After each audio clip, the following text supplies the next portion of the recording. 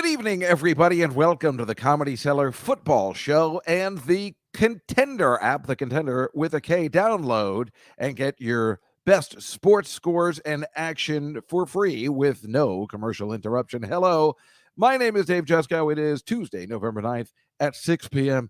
Eastern Standard Time after we've changed the clocks around. So it is pitch black outside. The most depressing thing that happens during this time of the year. But hello, and I hope everybody's doing great. It's great to be here. Obviously, love bringing you the show. And this week was no exception in the sense of fun and entertainment as everything completely fell apart in the NFL. I mean, oh my God. First of all, I mean, I'll show you the pics later, but it was not pretty. You know, once a year, this kind of thing tends to happen where everything goes, as the Hebrews call it, fakakta, as the Yiddish term calls it. It's, I mean, what a crazy, as if last week wasn't crazy with the backup quarterbacks, but that was a Halloween crazy. This was just insane crazy. I mean, first of all, let's just start with the Jets on Thursday. I mean, you know how excited I was for this guy, Mike White. It's so Jets oriented that, you know, the Colts score a touchdown. He scores one back and you're like, all right, it's happening. And then I never tweet like just out of reaction. I just tweet usually like on a Saturday afternoon to go out during the week because I don't want any trouble. I'm never drunk on a Saturday afternoon. So, you know, I don't need to, I'll be canceled anytime soon. So I don't need the extra cancellation. But this time I was so excited about the Jets game and how we were going to erect the statue for Mike White in front of the Meadowlands that I was like, it's going to happen. Mike White's the greatest. And then, of course, he just got out of the game. He hurt something. Nobody even knows what it was. And the whole thing was so bad that I had to do my new thing that I do now when watching football, when things aren't going my way. And that's turned to the Hallmark Christmas specials. And I did exactly that. And it was this awful movie. I don't even know what it was called. And then they kept promoting this Danica McKellar. I think that's her name. I keep thinking of Danica Patrick, but that's not her name. The one from the Wonder Years, Winnie, who's really pretty, and she does a whole bunch of them. So I was like, oh, I'll record that one. They're all about a business about to go out of business. Oh my God. Yes. And the other thing, Mike, is that, right. Yes. I didn't even notice that part. What I noticed is that, like, let's say that the movie goes from 2 p.m. to 4 p.m., you know, like on Sunday. They only kiss at 3:59. There's no kissing in between. It's kind of brilliant because I will sit there and wait. They are going to kiss, right? I mean, they are going to kiss. And they do, but only for the final 30 seconds of the movie. It's fascinating, the formula that they clearly have. And, you know, the fact that I continue to fall for it. It is not cool. One of them's always from a giant city. The other one always lives in a 400-person town with a skyscraper.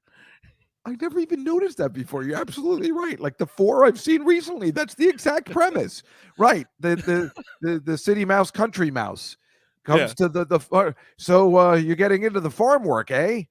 Well, I guess so, right. And then there's the other person that always ends up. You're so right about this, Mike. The other person that's always coming from the city. Look, we've got to get back. And then they leave. Yeah. And then they always turn around. You, they want you back. Yeah. And sometimes they might have a kid. And they're like, but Dad, I like her. You do? I thought we were just leaving for you. There's, you're so right. I didn't even notice the business. I 3 of them. It never even occurred to me. That's how stupid I am. You noticed it right away. And that was the one I watched, the other one with that Alina. Oh, God, I'm such a sucker. All right, let's not even discuss it. But it does seem to help because I am not thinking about anything football-wise when I'm watching those stupid movies. So the Jets was a disaster. But how about the Cowboys? I'm all in on Dak Prescott with 9.5 points against the Broncos. They lose the game. I don't know what happened there. The Bills lose to the Jacksonville Jaguars of the score 9-6. I mean, the only thing that's good about that is that the Bills are playing the Jets today or Sunday.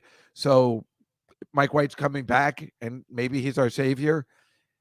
I mean, we'll all find out, or are the Bills just going to be really angry and really just again handed to the Jets as the Colts did last week, which, of course, at the end, as you know or do not know, the Jets had the chance at the very 30 seconds to cover the 10.5 spread. And, of course, there was an interception just to make everything Jets perfect.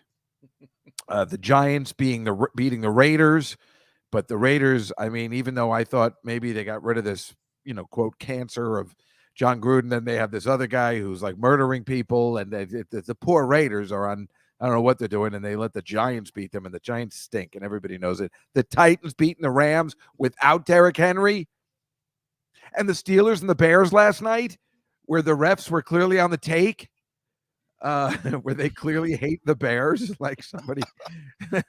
So, I mean, I never blame the refs or any bad calls because I'm always like, no, you can't just blame it. It's like doing comedy and blaming the audience. And I always say you can't blame the audience. But in this case, you can blame the audience. I mean, that was some serious, real messed up, because there was multiple times when it happened. And that's the issue.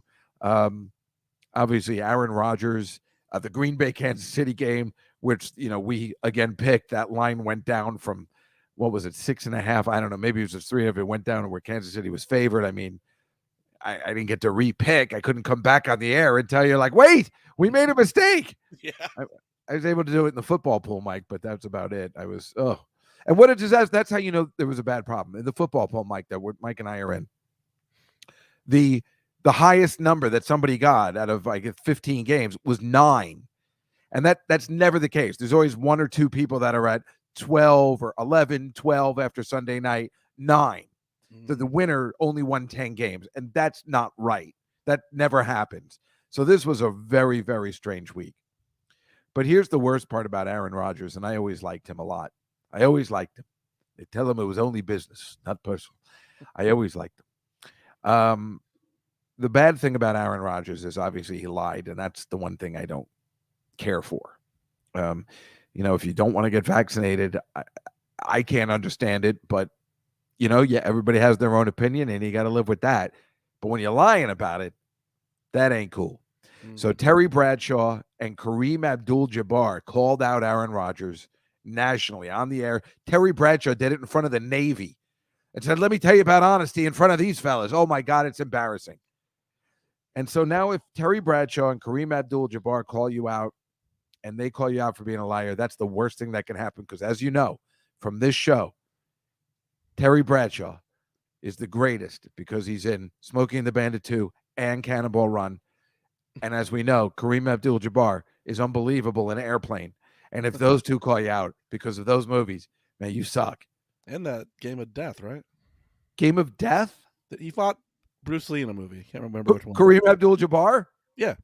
Oh, I didn't know about that. I only know about the the greatest scene in Airplane where they're like, are you sure you're not Kareem Abdul-Jabbar? And he's like, listen, kid, when I'm out there busting my ass, that one makes me laugh out loud every single time when it is revealed that he's Kareem Abdul-Jabbar.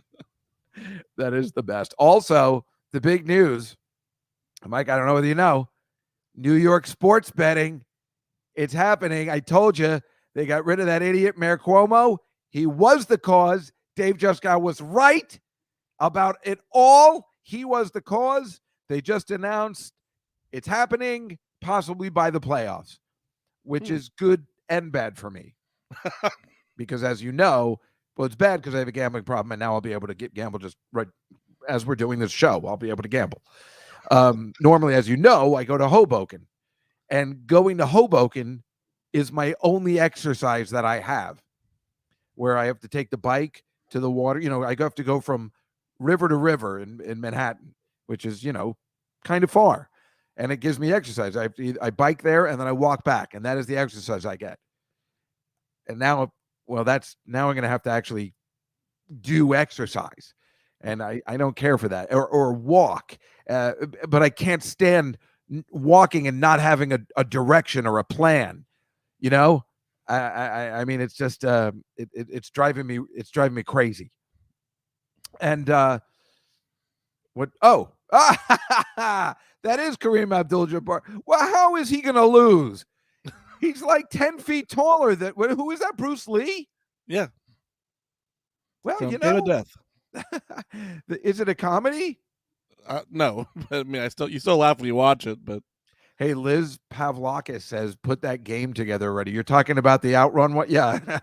She's talking about the Outrun one. Liz, you're so right. I know. I actually powered up the screwdriver, the electric screwdriver the other day because I'm like, this is the week I'm going to do it. And I didn't do it. And I don't know what I'm waiting for. I guess because I like having the activity that it's going to happen, but maybe I'll wait for the Thanksgiving weekend. That's the perfect time to do it. Plus, when I'm thinking about doing it, I know, like, if my cleaning lady's coming that week, then if she just comes and I'm going to do it that weekend, then I'm like, oh, but my house is clean. And then it gets messy if I'm putting it together. I'm an idiot. And that's really the only explanation. There's really just no other explanation. But let me just say this one other thing, that Billy Joel lost 50 pounds and he just came back at the Garden. And I could tell you more if you want to hear that on my podcast, The Night Fly, as I was talking all about it this week because somebody gave me an extra ticket. My cousins were in town and I couldn't go because I had last week's guest charity event I had to go to. And that's the funny thing. I don't know whether you saw the picture of what's this, Lori Sanchez staring at Leonardo DiCaprio today. That's Jeff Bezos' girlfriend. And she's lovingly staring. And there's a picture. I think I have it here today of her staring at. Oh yeah, there it is. Of her lovingly glancing at. I mean, it's bad. It looks like she's definitely going to leave. Anybody. And then later, there's one of her hugging him, in his bed. But that's the way I stare at Larry Dallas from Three's Company. And that's of course who I hung out with at the charity event. So. Billy Joel, Larry Dallas. It's going to be Larry Dallas every time. So bummer that I couldn't see Billy Joel. I was really looking forward to it. But Billy Joel also said that he says a guy on a diet is not a guy. So he only lost weight because he had back surgery. He was trying to sound, no, I didn't diet. I had back surgery. I lost weight. So because he makes it very clear. And he also said that Jack Nicholson once said, the trouble with this country is all the guys with the flat bellies, which, he's completely right. We hate those guys because a man isn't a man unless he's eating like a pig, because that's what the ladies like, because it reminds them of their fathers. Am I right? How are you? A woman likes a guy that can eat, which I proved a couple Hanukkahs ago when I invited a girlfriend that I was seeing who was 26 over at my sister's house and tried to eat her age in potato latkes. And my nieces kept saying that she wouldn't be impressed, but she's from Queens and she was completely impressed. So anybody that tells you otherwise doesn't know women. Am I right, folks? A woman likes a man. You don't want, that Seinfeld thing where he just orders a salad. They make fun of it all the time. And also on Curb Your Enthusiasm this week, Larry David talks about how walking and having no place to go sucks. You got to have a plan. So everything I'm talking about, I can back up with a comedy television program. And that's the key. Anyway, we're going to bring the great Mike Vecchione in to make our football picks on the early side this week. We're going to take a little break, and then we're going to have Dave Landau on after at the 7 o'clock hour. So we will see you in about 3 minutes. Stay tuned. The Contender. Justin Fields, I love you, man, but quit doing that spin move because it might hurt you later on in the season. And the defense, man, Eddie Jackson, bro, you gotta go. I don't know where you gotta go, but you gotta go. You on your P kid today? Oh yeah, man, love that boy. Love y'all, man. Love the show, man. I listen to you every time, man. Appreciate the love, my boy. Keep it up, bro. Appreciate the love, my boy. Appreciate the love. You stay safe out there, all right, dog? All love, baby. Hey, for sure. Man, listen, the Justin Fields spin move is definitely one where it's like, I do cringe a little bit every time I see it, because I believe didn't he get hurt in college on that move as well? Didn't he get hurt in college on that move? And then he also had the fumble in preseason. Like that's always interesting to see him break that out, and you just like, okay, it worked out. I like it. Let's do it. This is the only show that's talking Chicago sports, how Chicago talk. The Windy City Breeze. This is 30, well, not quite 30, 23, 22 years of stuff that you just Again, not even on the field. Not even, firing Marty Schottenheimer after finishing up 8-3 after his first year to go 8-8 on the season after an 0-5 start, got rid of him. Getting rid of Charlie Casserly, almost immediately walking into the building and bringing in a reject Vinny Serrato to be your GM. It's maddening to see all of that stuff and to see it in print, to see it laid out in front of you. Is fascinating on so many levels. I wish, and I'm sure, because Snyder tried to, I'm not going to say bribe, but tried to pay off a lot of people not to talk about working there. In fact, after he was sued at one point, he made anybody who came to work for him sign a contract that say they would not sue him if they left. I mean, it is tremendous to read through that. Again, it's on Twitter at @damn_Snyder. Check it out. Take 5-10 minutes out of your day to read through it. It is remarkable what you will see there and what you will find with all the links. So if you need some backup on it, and I'm sure there are people out there, I don't know how you could be at this point. I'm sure there's some people that still support Snyder, although I don't buy it. There's one of the tweets out there talks about him putting bots out on Twitter to try to change people's minds about their opinion of his ownership. It's just maddening. Bill Rowland talking DC sports every Tuesday morning, live from 10 to noon, and available for download at thecontender.com.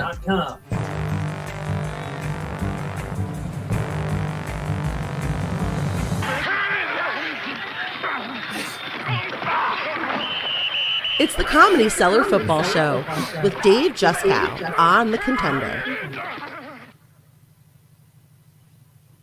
Yes, that's me. Welcome back to the Comedy Cellar Football Show. The Comedy Cellar, live comedy every night of the week, and we have multiple rooms, and it's an amazing place, let alone we also have a place in Vegas, which is terrific. Also, the Contender app with a K talks about Chicago and Washington, D.C. sports.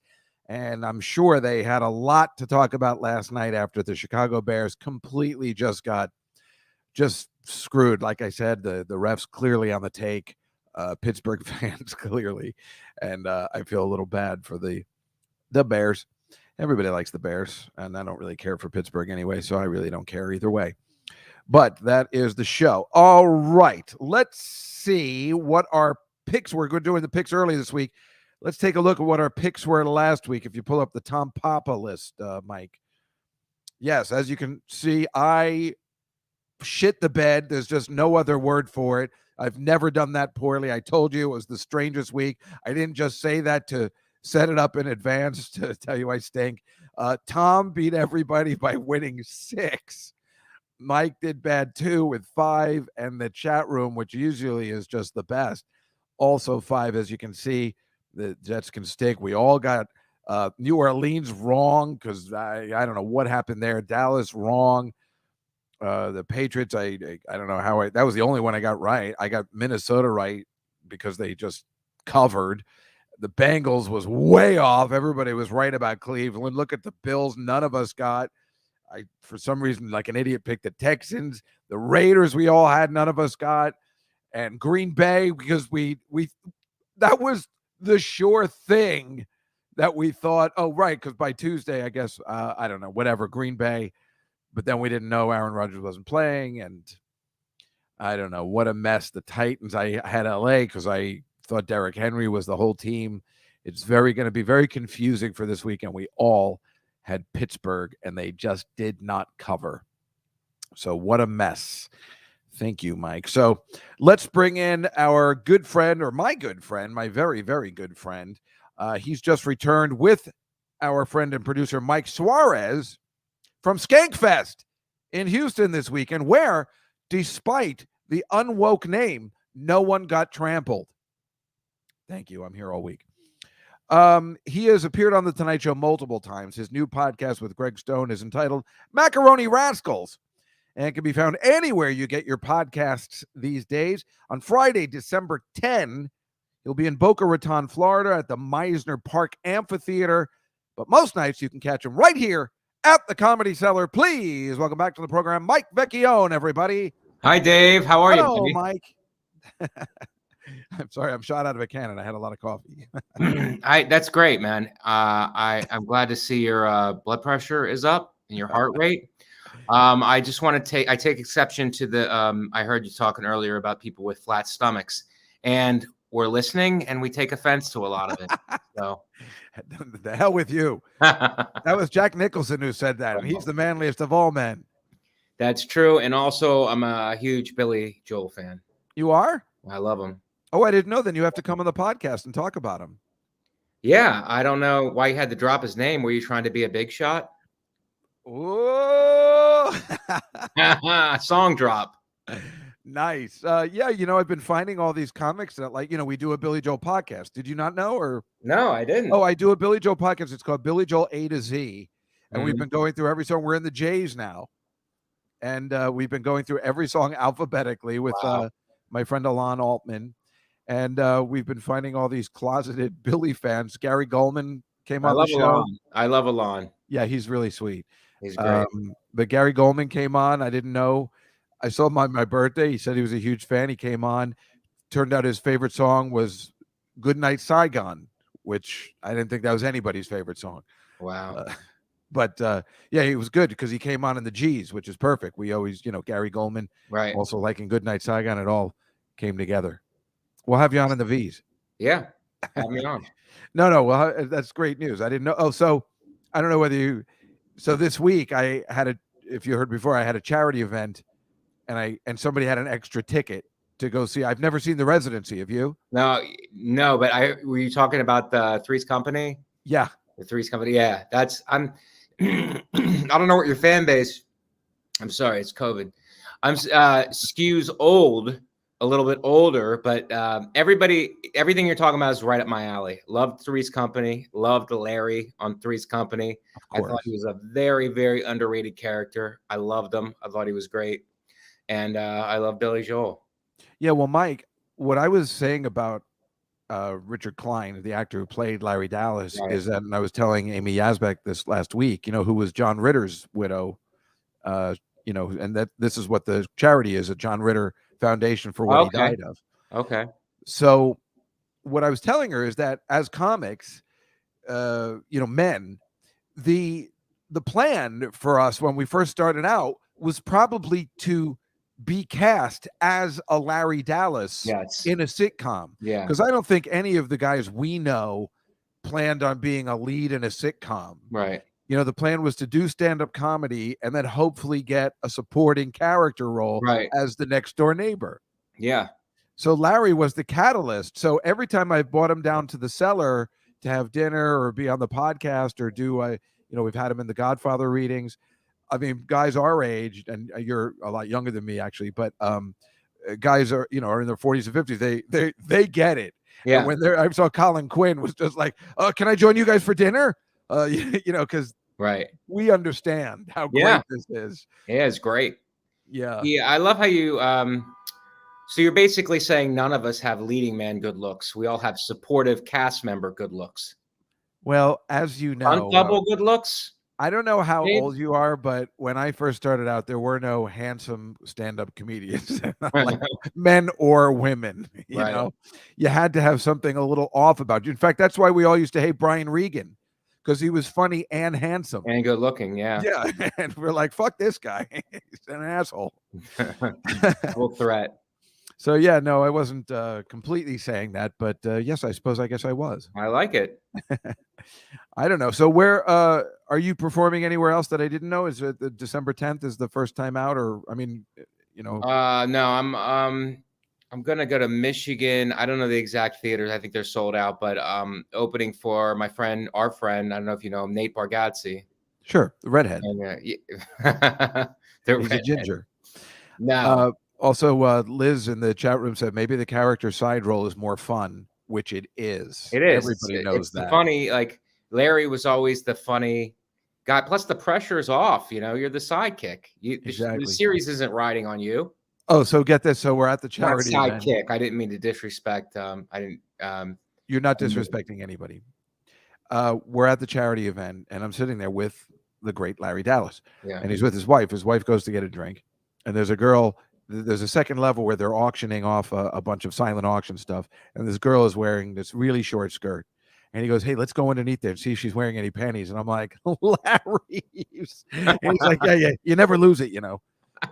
And I'm like, "Yeah, this guy, he still gets it. He is that character. He is." You never turn it off.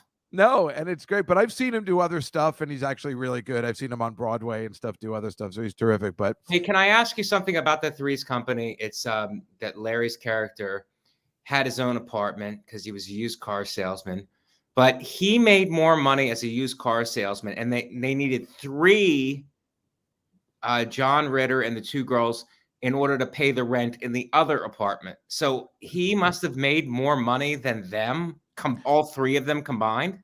damn it, I never thought about that. Well, Jack was remember there?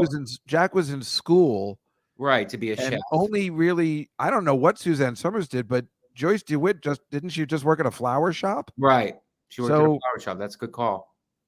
Well, I don't know what Suzanne Summers did, but we know that Terry, when she came in, Terry was a she nurse. was a nurse, Yeah. right? And there's that unbelievable episode, which I can't get enough of every time it's on, when Jack gets a mustache and she's completely attracted to him, and it's so hot, it's like a Pavlovian dog. Yeah.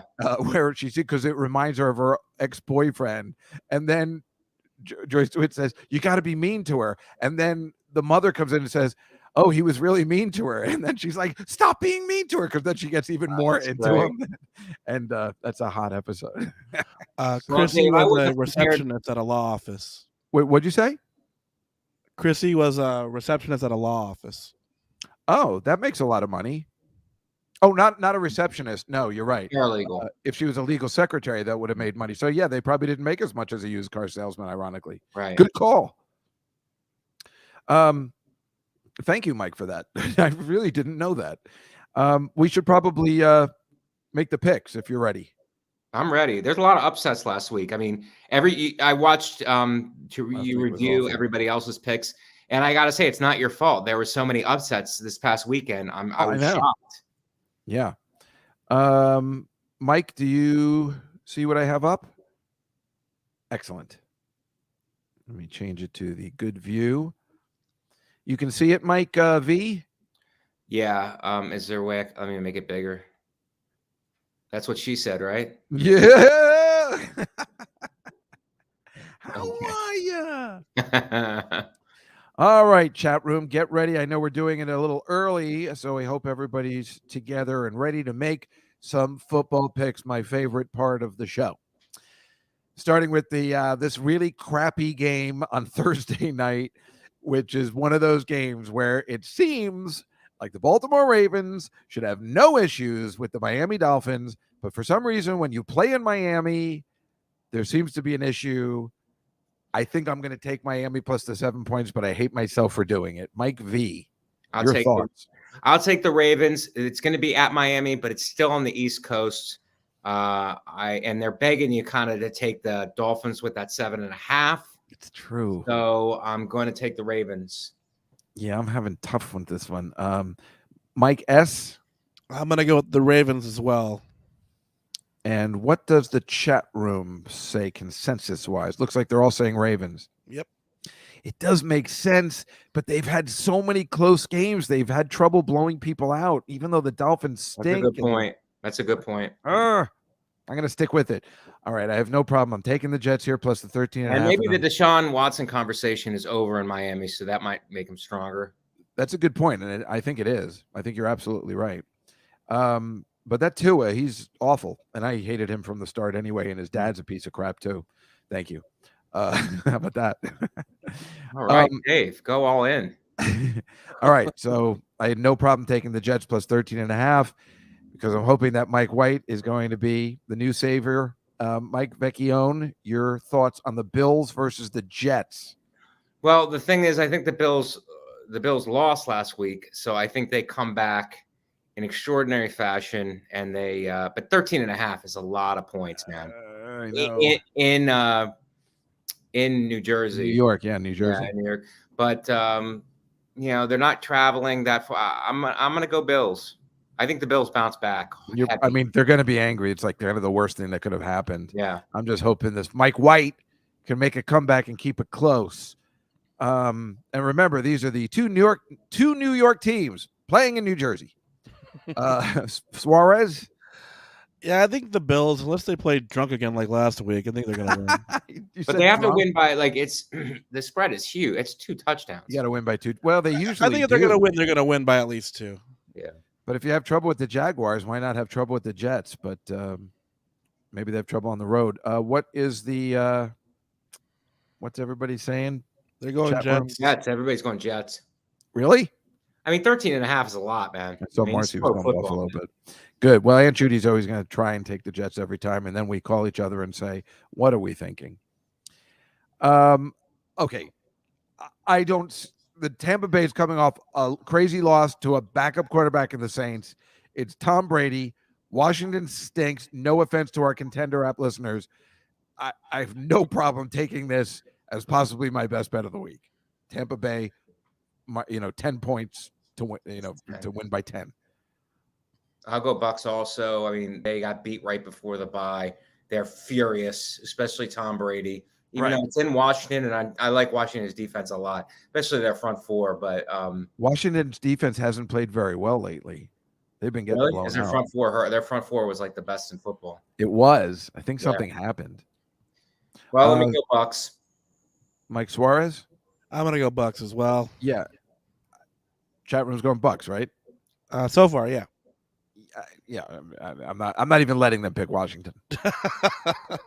See, now this one is so annoying. I don't know what happened last week. I'm all in on Dak Prescott. They're playing at home again, but they lost at home to Denver last week.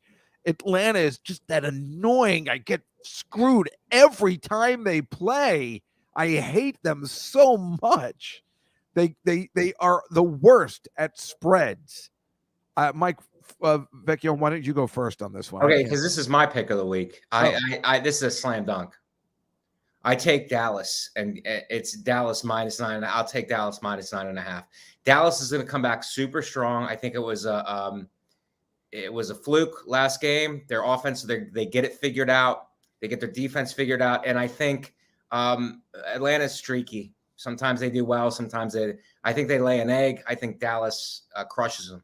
I would think that too, but it seems like Atlanta never gets blown out. That's what's worrying me. But I'm going with your theory, and I like it. Suarez?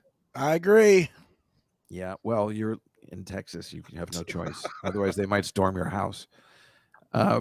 Looks like Marcy is picking Dallas, so we'll go with all around Dallas. This is a really tough one.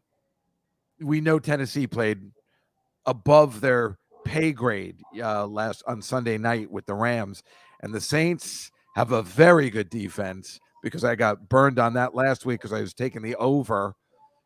And they kept stopping. Who were they playing? They just. It was the stupid Falcons, right? They lost, right? The Saints lost to the Falcons, right? I think so. I think you're right. I think they lost by 2. That's right. They came back, and then when I saw the score later, I'm like, wait, the Falcons ended up winning? Yeah, they lost. I don't know about this one. Mike Suarez, why don't you go first? I mean, the Saints have let me down 3 weeks in a row. I'm gonna go Titans. I think it's just and what's his face is totally out, right? The guy from Florida State, Derrick Henry. No, from the Saints. Oh yeah, he's out for the year. Right. Mike, what do you think, Vecchione? I'll go Saints. You're gonna go Saints. I can't make up my mind. The chat room's saying Tennessee. I think their backup is good. I think the Saints backup had an off week last week, but Trevor's good. Damn. He's good. I really thought without Derrick Henry, they wouldn't be doing good, but they played so well, and their defense is really good. I'm going to take the Titans. I'm going to take a chance. And this one's really complicated, too, because it's too many points for the Colts, but they covered against the Jets last week, and Jacksonville does suck, but somehow they beat the Bills. Mike Vecchione, what do you think? The Jags won last week. Yeah. Yeah, I think they're due for a downturn because Indianapolis lost in the last seconds, right? No, they beat the Jets last Thursday Oh, by really? a mile. Okay. They kept scoring. It was sick. Okay, well, I'll go. I'll go. It's in Indianapolis. I'll go Colts. That's a lot of points, but It's I'll a go. lot of points. I'll go next, and I can't take the Jags. I can't do it.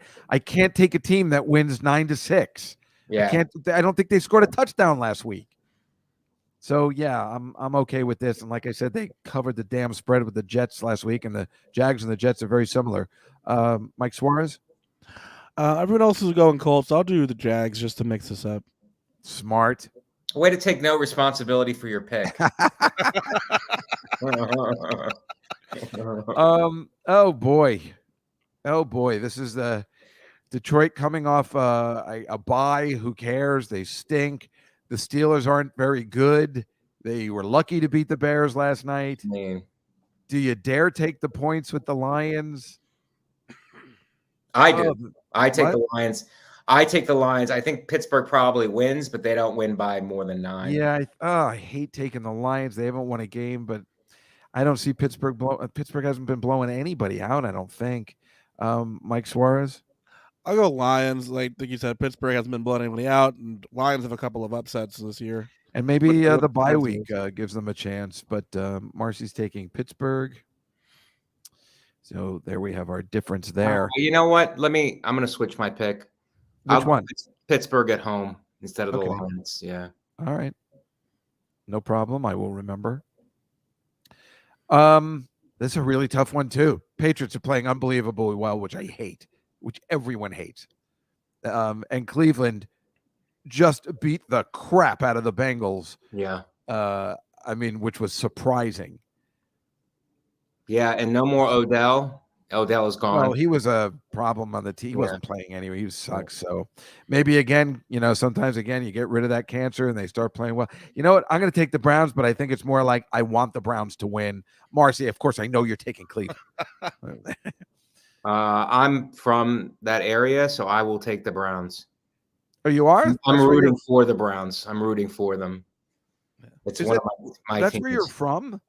Originally from Youngstown, Ohio, which is halfway between Cleveland and Pittsburgh in Ohio, but half the fans are Browns fans, half are Steelers fans. I was a Browns fan growing up. Oh, and where is Katie from?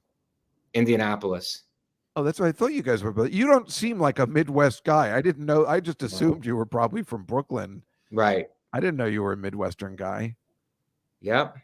Oh, that's kind of cool. Sorry to disappoint you. Yeah, I'm very disappointed. Very disappointed. I've never been this disappointed before. Mike Suarez, what do you think? I like the Browns. I mean, I picked them last week. I was really happy with them. I think they're going to keep doing what they're doing. It's hard not to pick them, but Patriots are playing really well too. But yeah, I'm going to take the Browns too. I wonder if Belichick has something planned because he hates, when he was working for the Browns. He does hate the Browns. He hates them. But the Patriots are looking good, man. Really good. It's really pissing me off. I like the quarterback. That kid looks good. I know. It's really annoying. Boy, these are the Chargers are back. They were great last week against the really bad Eagles, but thing about the Vikings is they end up, they lost again. They keep losing these close games, and they're due for a win. I think so too. I can't do it. The Chargers, that Justin Herbert's fantastic. If it's only 2.5, I say they win by 3. I don't know, but you're going to take the Vikings on that one. I'll do what you were afraid to do, Dave. I'll go Vikings on this one. Doing the right thing.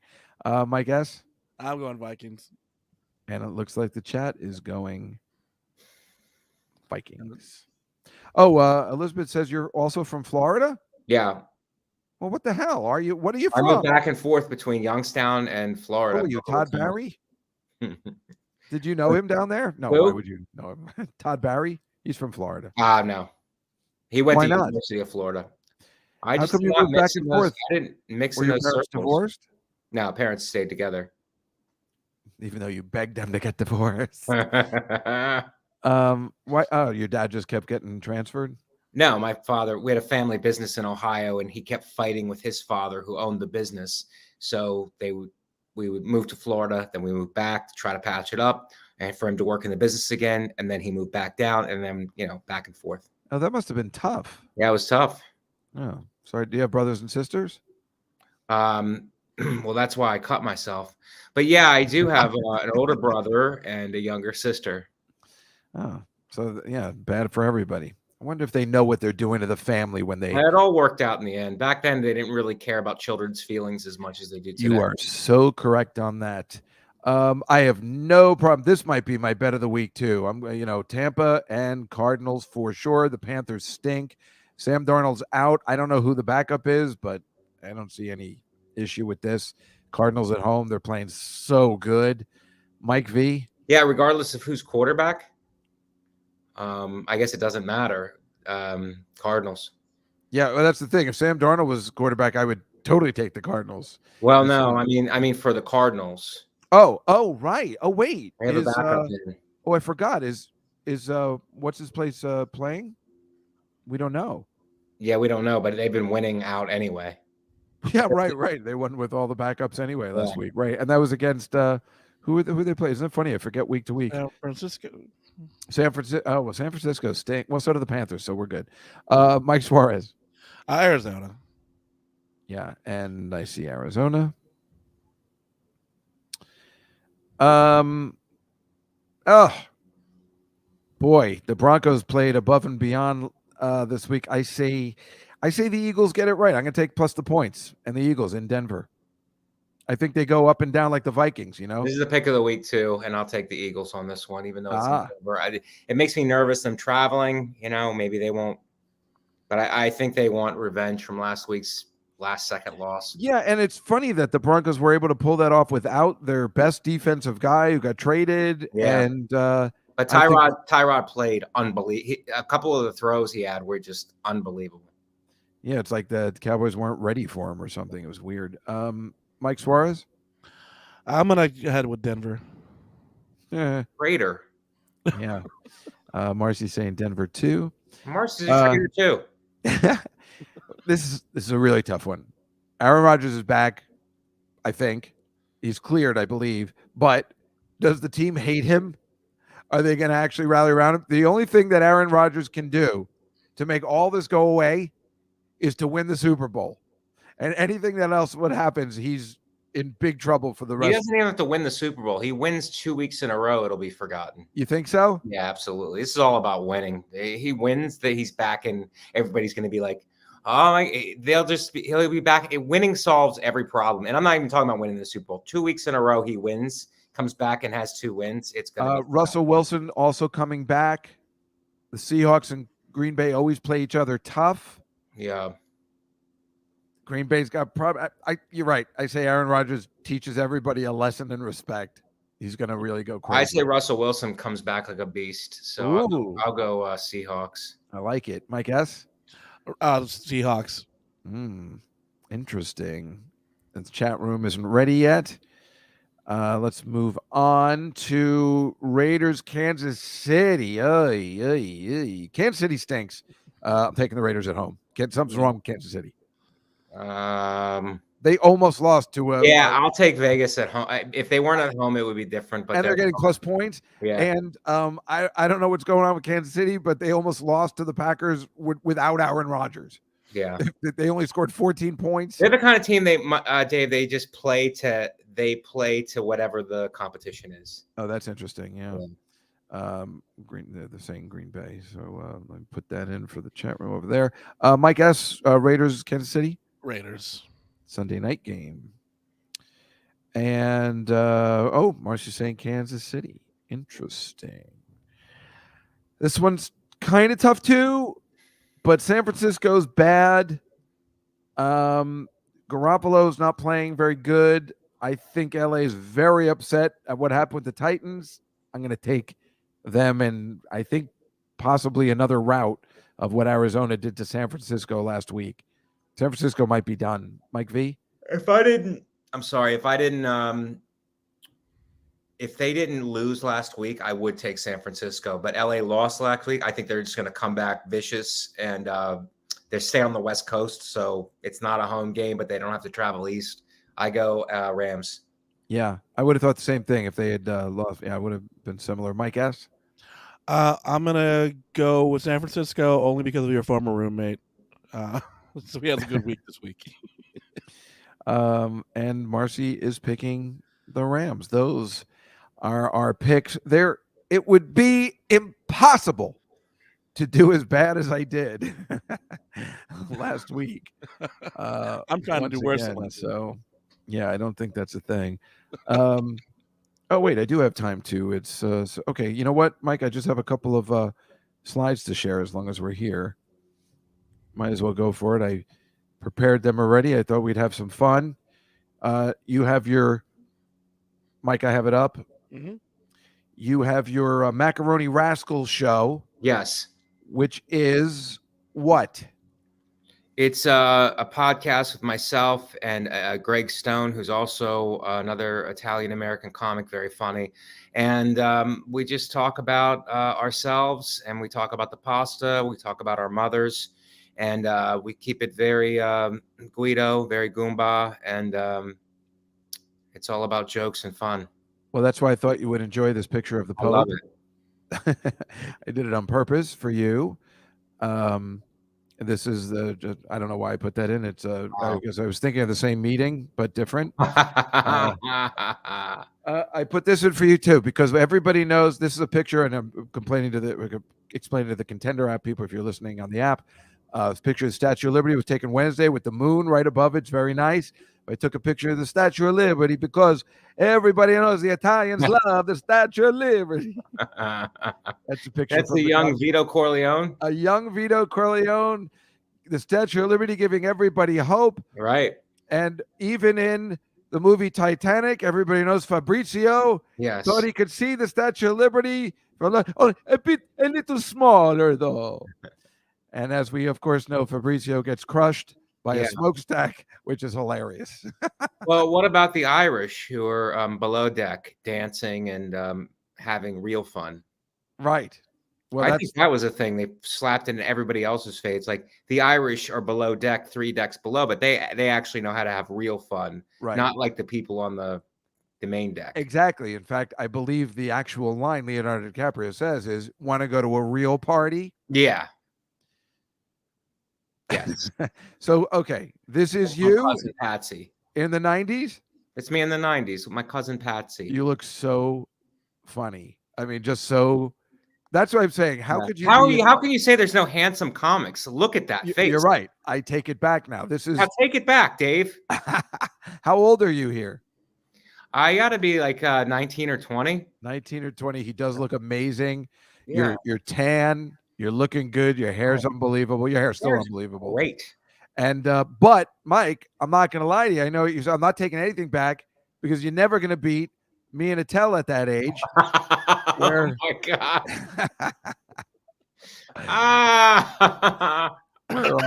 Oh my God. 23 here. That's and nobody's gonna who is not gonna want this for a sitcom lead. Unbelievable. It tells wearing Strangers shorts. reboot. What'd you say, Mike Suarez?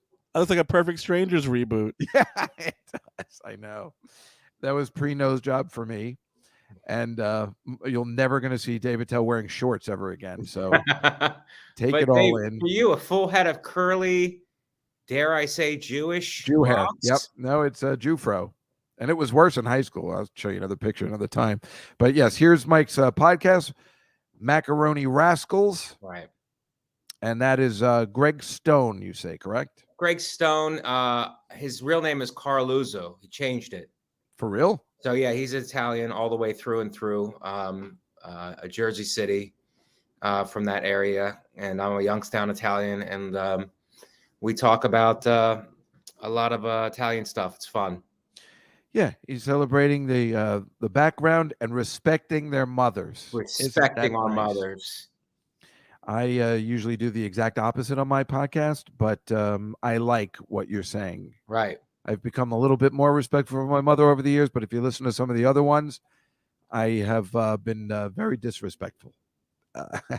Well, smack yourself in the face for that, Dave. Exactly. But I always think of the line from Hannah and her sisters where Woody Allen goes to this club with the girl that won the Oscar. I can't think of her now, but they go to a rock club, and he's like, those boys look like they want to stab their mothers. And I was thinking, like, that's such a Jewy remark to say, like, on a date, Those boys look like they want to kill their mothers. Which is funny because they did look like that, but he was also no fun in that too. But she was doing a lot of coke that night. Diane Wiest, that's her name. Diane Wiest won an Oscar for that performance, as did Michael Caine. Was it maybe you ever see it? Hannah and Her Sisters? No, I never saw it. No, never saw it. Interesting. What's your favorite Italian film eating scene? Italian film eating scene. Thank you, Brian. Diane Wiest. I finally figured it out. I'm trying to think of first of all, Italian films. I think a lot of them. I mean, the Goodfellas one. The one where they go to the mother's house? Yeah, the mother's house. They're eating. Well, I've been thinking about that. The trunk is very funny. I mean, I think that's everybody's favorite one. I was kind of looking for a sleeper one, but well, I put you on the spot. You got to think about it. But my favorite movie of all time is Rocky 1. Me too. My favorite movie of all time. It's hilariously funny if you just watch it, and there's so many little nuanced things about Italians in there, which is he's out with Adrian, and she goes, if I don't get home, Paulie calls the hospitals.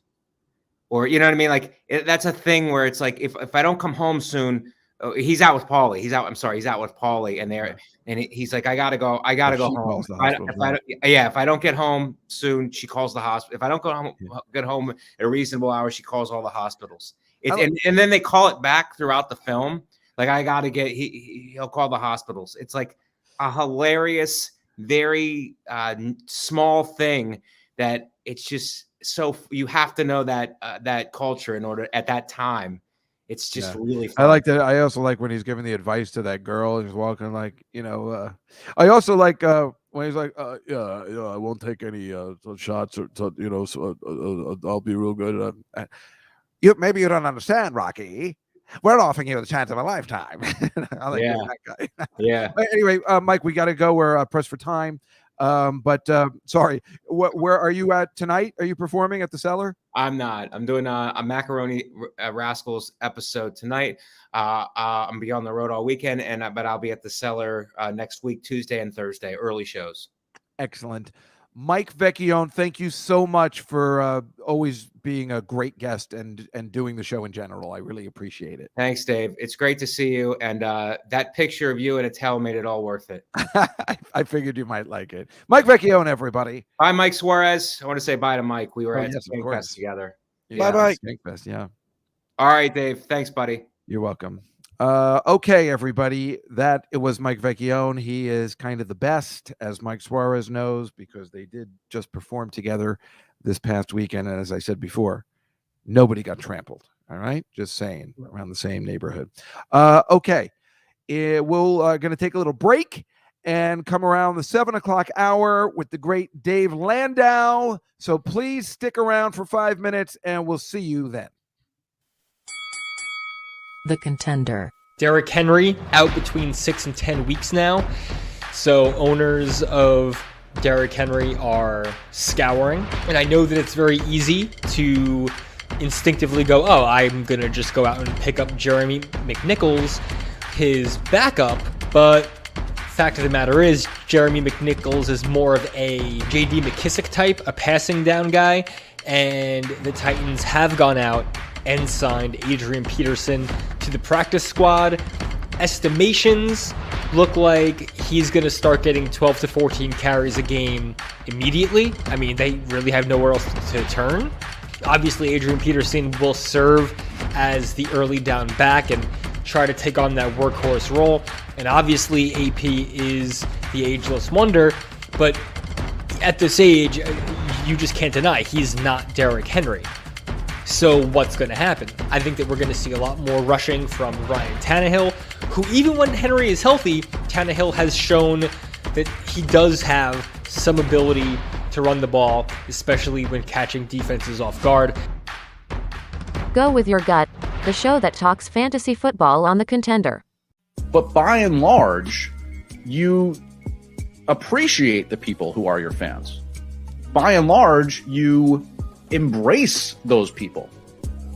And it seems to me like the modern athlete, and I don't know for sure if it's an outcropping of social media and the closeness that comes between fans and players, while at the same time these players are kind of different level of celebrity and fame and earnings by and large.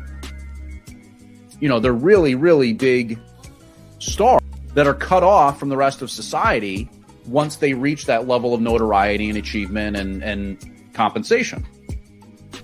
So it's hard for them to, associate, I guess, with the common person.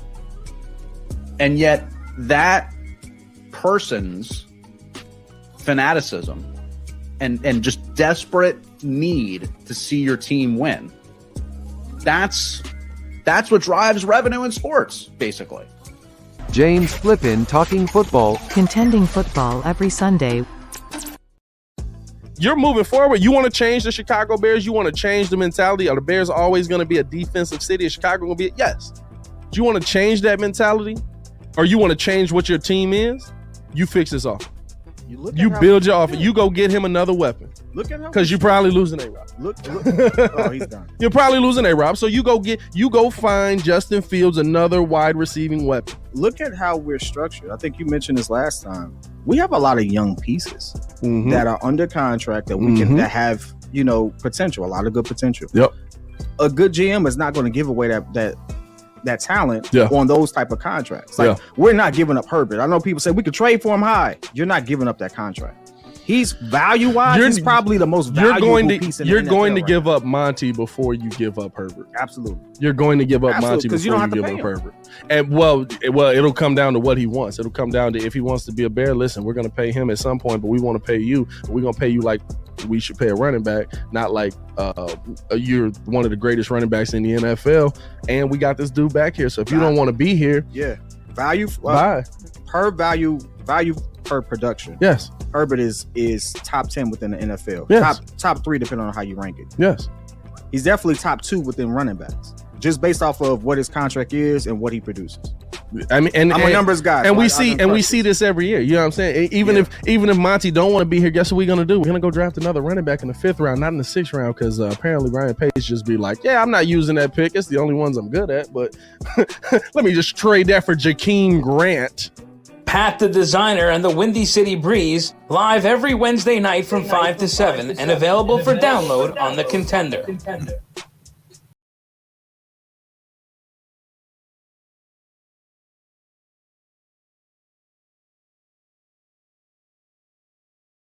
Be so serious. Not here, it doesn't. It's time for picks. Washington will control the ball. Laughs. And an overall good time right in the middle of New York City. It's the Comedy Cellar Football Show with Dave Juskow on The Contender.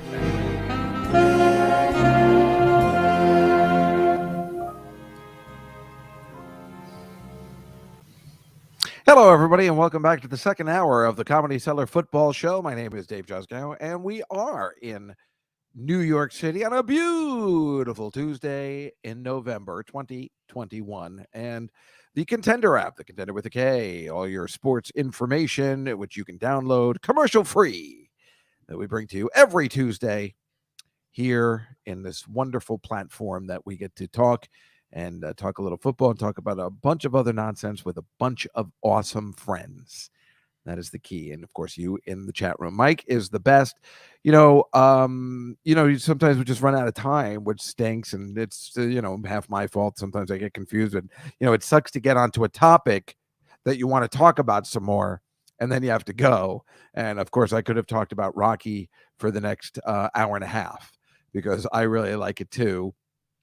and we just could have gone through the whole movie. And I was wondering, and I know Mike didn't see it, but Dave Attell and I went to go see Rocky the musical a few years ago, which was god awful.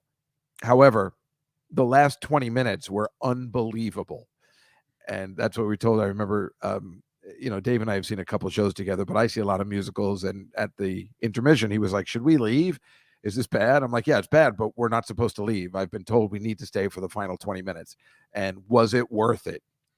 And when we left the theater, it would be funny if you were walking by the theater. It's at the Winter Garden right by Caroline's. And if you had left the theater, if you were walking by the theater and you saw everybody coming out going like, "Oh my God, what I just witnessed," you would be like, "Well, I got to see that show."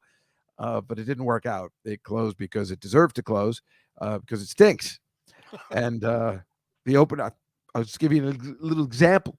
The opening song goes, "But my nose ain't broken yet." And so there you go. What was so special about the 20 minutes? Wait, what'd you say, Mike? You're a little low. What was so special about those 20 minutes? Oh, it's the final fight scene. And they, did theater magic and made the whole place look like the Philadelphia Spectrum. They make all the people in the first 7 rows go on stage and be ringside, and they bring the stage out of the 7 rows. Like if you were there, you'd get your head decapitated. And they bring it up, and they have these announcers in the booth on top, and the Spectrum, sky thing. It's fantastic. It's great with, smoke and mirrors and lots of fun. And it was not to be believed. And I don't even think there's any footage of it anywhere. They wanted people to come out and see it. I've never seen it on YouTube or anything. It was really special, but I guess, and totally worth the $99 we paid for it. I'd never seen anything like it. It was a really fun, like the way Phantom of the Opera used to be back in the 80s, where like, oh, it was amazing, but now it's lame. This was really spectacular, and I think it would be hilarious if, like, a junior high tried to do it. Let's just, before we bring Dave in, let's show the pictures that I put up today. That I sent you today. It doesn't matter, I don't think, what order it is. So years ago, I told Billy Joel, well, you know what? Maybe we should. Well, all right. Yeah. I told Billy Joel, it was at Carmine's. I was at Carmine's on Friday, and I realized this was the area where I told Billy Joel to be quiet while I was on the phone getting the sports scores. It was at a Saturday Night Live after party, and in my head, I always remembered this area, but I didn't know it was upstairs. And then I'm like, this is a lot smaller than I remember. So I was on the left side over there, if you can see the picture, and then he was right on the right. Yeah, well, no, if you showed that picture, that's okay. See, that's when I knew I was right. That's my cousin, because it says restrooms and telephones, which means there was a payphone. If you show the next picture, I was like, I just kind of photoshopped in the payphone was right there, and Billy Joel was right there. And I told him to shut up. I'm trying to use the phone, like in Pee-wee's Big Adventure. And I told my hero to be quiet because I have a gambling problem, and I was trying to use trying to get the sports scores, because that's the only way you could get them before the internet. What was the other picture I have? Is it all my cousins at Carmine's? Yeah. Oh, yeah. There's a good-looking family, and then there's us. The girl sitting next to me went to Cornell, and she doesn't remember when I came to visit her, and I got treated like Rat from Fast Times at Ridgemont High. And I'm like, how could you not remember? I'm like, so you want to talk about what happened in 1983, or don't you? And she's like, why? What happened? She doesn't even remember that I was there. It's awful. Oh, Dave's not here? Not yet. Oh, you want to give him a call? Yes. Oh, well, sorry. Then I guess, was there another picture? I could talk for hours, so it really doesn't matter. I was just one of your cousin. Oh, but there's also the celebrity stats. Oh, right. Yeah, let's take a look at that. All right. So, since we're killing time waiting for Dave, maybe I gave you the wrong email. I don't know. But you have his phone number, right? Anyway, yes, this was Amy. She did not do well, but she didn't know anything about football. She got the Chargers right, and that was about it, which, as we know, the week before, or was it 2 weeks before, when we had the musicians on, they went 5-0. and our friend Keanu went 4-1. So you just never know. For the people that don't know anything about football, we'll if Dave gets here today, we'll check him out. You could take that off if you're still around. Oh, thank you. Dave's connecting right now. Oh, okay, perfect. I just no problem. Yeah. So what happened was I had my cousins who I went to see at Carmine's had an extra ticket to Billy Joel, and the weird part was, so we met at Carmine's first, and then I wasn't going, but I just met them, and then we left about 7. The concert started at 8. My function was at 7, and I was walking all over New York. I didn't take any cabs or anything. I was just like, I'm going to walk. And as I walked, I had to actually walk past Madison Square Garden, which just made it even worse. I was so angry. It was just it was driving me crazy that I couldn't see the concert. I heard it was amazing. And then we met at another bar later after the Garden, and all they did was play Billy Joel, which is brilliant because they know people are coming from the Garden, and that's what they want to hear. So the bars around there are always kind of fun afterwards if you like Billy Joel. And I guess I do because I seem to do a podcast about it. So I guess everybody else, although we've found if you listen to Billy Joel A to Z, that I really know nothing about Billy Joel. We've had all these reaction videos or what they would normally be if you see them on YouTube, where I've never heard the songs before. And everybody's like, how could that be? And I'm like, I don't know. Apparently, I've never heard the album Cold Spring Harbor, and I've never heard the album Street Life Serenade, which we haven't even gotten to one of the songs yet. So now it's become like a reaction thing. Like, I wonder if Dave will like this song, which has been really fun. And the problem is I can't listen to Billy Joel anymore because I get too excited that I'm going to hear a song I haven't heard before, and we'd use it for the podcast. Anyway, we are back in business with our friend. Let's just, he is a brilliant stand-up comic who's recently moved over to Blaze TV and the streaming network, where he can be seen every morning on the very popular program Louder with Crowder. On this Thursday coming up, he will be appearing at the Cotillion in Wichita, Kansas. How's that for the Midwest for you? And on November 19th and 20th, he will be at the Off the Hook Comedy Club in Naples, Florida. Please welcome back to the program our good friend Dave Landau, everybody. Hello, how are you? Oh, is he not on video? Can you hear me? I can hear you. Weird. Let me try. Oh, there you are. Hello. Oh, hello. Hi. What is everything all right? Good, yes. I was just having a little internet issue, and then finally I got on. Well, I think, do you use Comcast?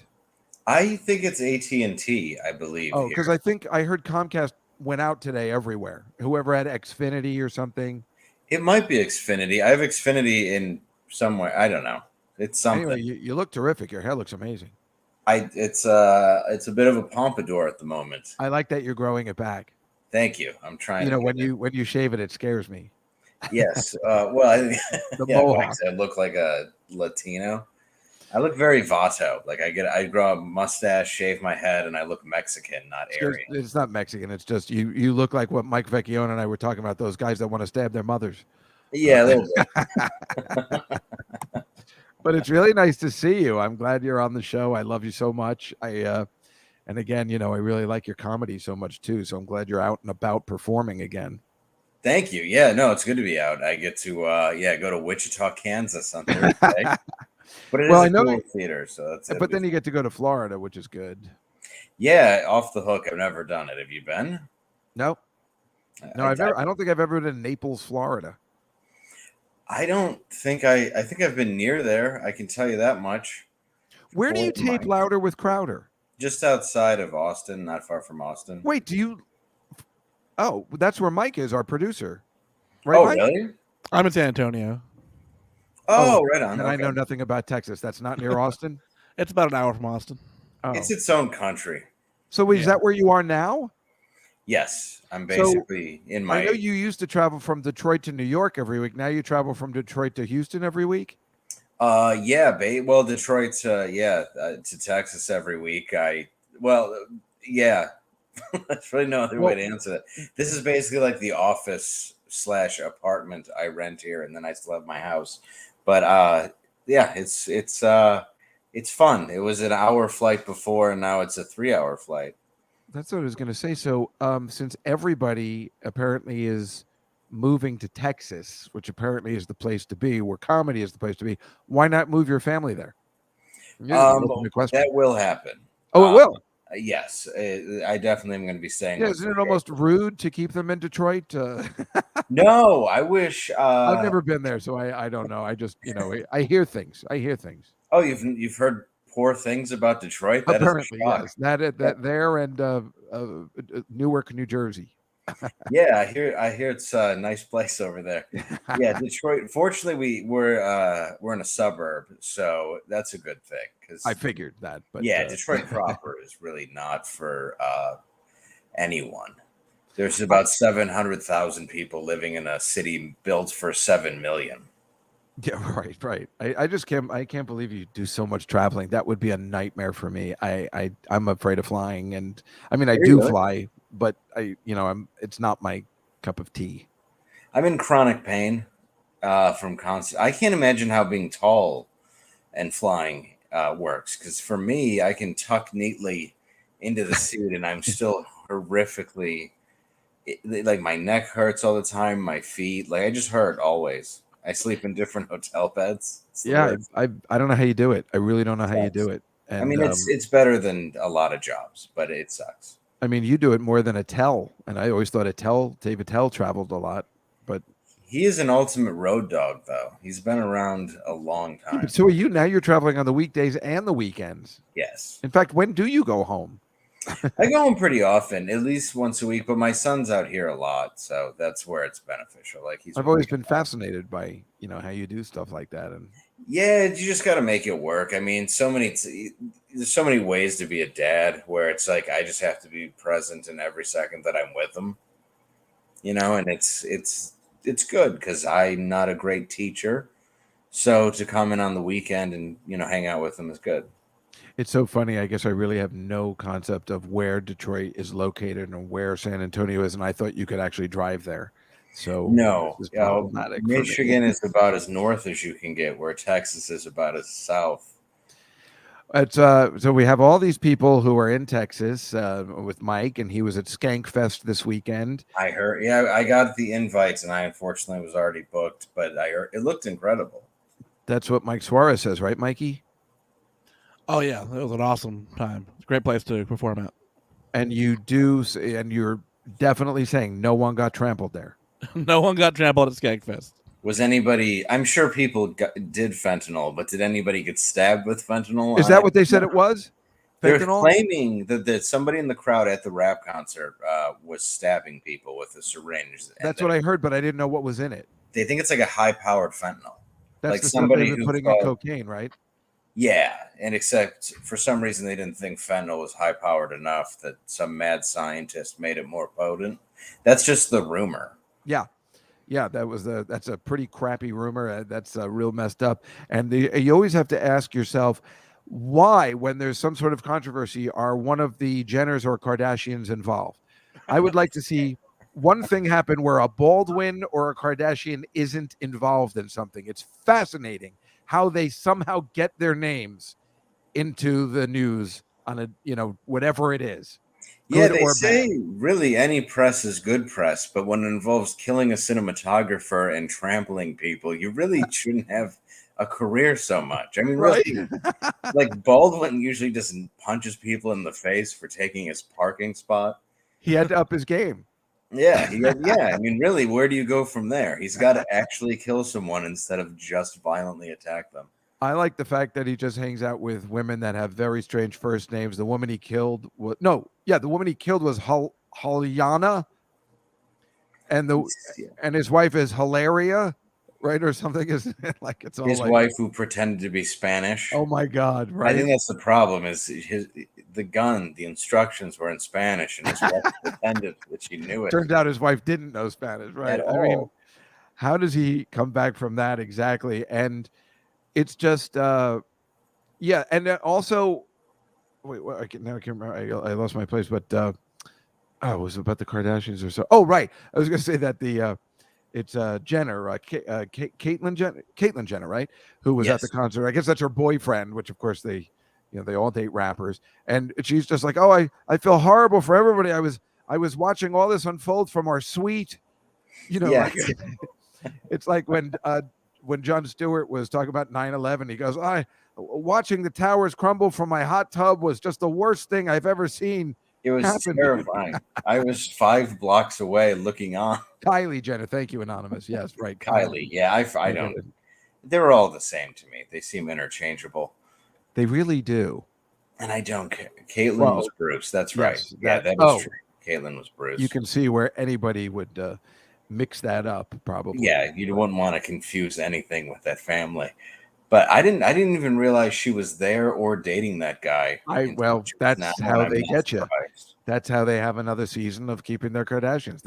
They're like, you know what would be great? You dating a guy where there's a tragedy. Yeah, they're like, you know what would be good? If there's somebody who could run around your concert stabbing people with a syringe. Well, now they're saying it was like an Astro World tragedy fuels satanic ritual conspiracy theories. Oh, good. Yeah, they're upping their game too. The media of Astro World.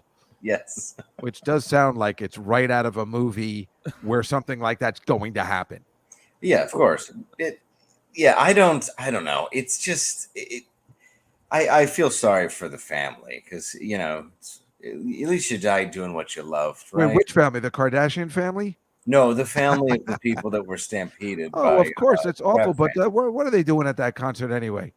I agree. I mean, it's I mean, has anything ever good come out of a rap concert? I know this does happen often, not where people get trampled, but there's always a different thing that seems to happen. Oh, it's not the fun times you get at a Billy Joel concert. Let's just put it that way. Yeah, I like concerts now where, when I was young, I would go to some punk shows and some rap concerts and I know stuff. you would. But you'd see mosh pits at, almost any show, a Rage show, or even a Beastie Boys show, but rarely, I don't know. The amount of violence that has gone into into concerts recently it's pretty mesmerizing. I used to go to Ramones concerts all the time with the mosh pits and the stage diving and yet for some reason it was all okay. I don't know, you might get spit on at like a hardcore show, but other than that, you weren't really right, which now would be bad for COVID, but other than before COVID, it was fine to just get spit on. Gigi Allen would not even sell one of the 9 tickets that he would sell these days. That guy was the ultimate performer. Especially when it comes to the COVID generation. So you don't recommend making a duty on stage and then rubbing it all over yourself? Do it during COVID? No. That's chasing after the crowd. Somehow that was called music. Oh, you missed the 80s. Yes. Have you ever seen Hated, the documentary on him? No. Oh, yes. Yeah. Yeah. Yeah, it's done by the guy Todd Phillips, who did like Old School and The Hangover. It's such a fascinating movie because you just see that his brother completely manipulated a mental patient. And at the end, there's just like shaky cam footage of them walking through New York City. And it's just him, like you said, just covered in feces. Like you're not even sure how it's music in any way, but it is what it is. Again, the 80s rear its ugly head. Otherwise, the 80s were better than now, though. Oh yeah, well, they were a lot of fun, and it was all good fun. Everything was good fun. There's no real. That's the thing about the 50s and the 80s. They were hilarious decades. The clothing, the music, everything about. There was no like real horribleness in the. I mean, there's always going to be a couple of tragedies, but the 80s are hilarious. Every way. Well, the 80s was every bad idea from the 50s, 60s, and 70s, and then they just added cocaine and writers that had slept for 3 days, and then just coughed up like One Crazy Summer, and John Hughes was just obsessed with teenagers writing every movie. Everybody thought the 20s might become that again, the 2020s, and then COVID happened and ruined everybody's good time. It could have been exciting. Yep. The 50s is basically where every song was about having sex with an underage girl. If you go back and listen, it's all just people singing about teenagers. You're right. I never even thought about that. Yeah, it's like every song. And then some of them did, of course, Why am I blanking? Well, I mean, obviously, I know you talk about the comic Good Grief of the Great Balls of Fire. Great Balls of Jerry Fire. Lewis, That guy, Jerry Jerry Lewis. Lewis. Yeah, there He was married his cousin, didn't he? Or he was 15. He married his 13-year-old cousin, 13-year-old. My goodness. He couldn't tour certain countries because they would arrest him Aw. immediately for both statutory rape and incest. Well, good for those countries. Well, who would assume you couldn't go to England over incest? I mean, the entire all the royalty, they're all inbred. I have you've heard about the Aaron Rodgers thing, right? Yes. I know you're on a conservative show. How are you guys handling that? Do you hate I know you don't have a problem probably if somebody doesn't want to get vaccinated, but do you hate the lying? That he did. That's what I have a problem with. With Aaron, that he lied about having it because he had the cold already, or the virus, if you will. Whatever. Yeah, I mean, for our show with a conservative audience, it's about what your right is to put into your body. It's an interesting line because then you get into the abortion talk and all this other stuff, and nothing makes sense in extremes to me. But I guess if it's, I mean, to me, like when I perform, I'm sort of with the Jim Brewer thing where I don't need to know your medical history if you want to come to my show.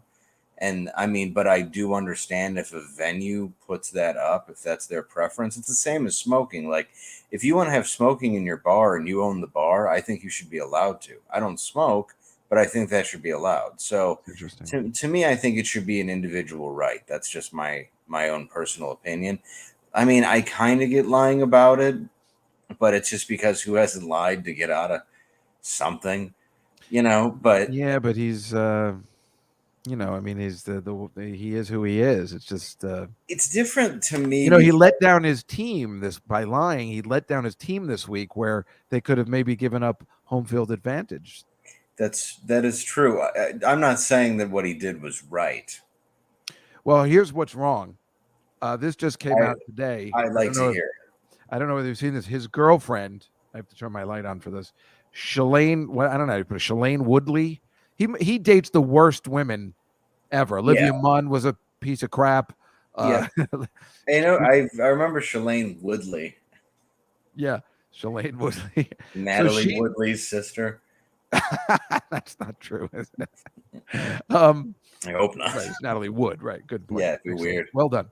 But she's getting angry at the news outlets for disparaging her fiance. I didn't know they were a fiance. And she says, and this is where you kind of don't want your fiance to say anything if they're going to say it this way. This is a quote.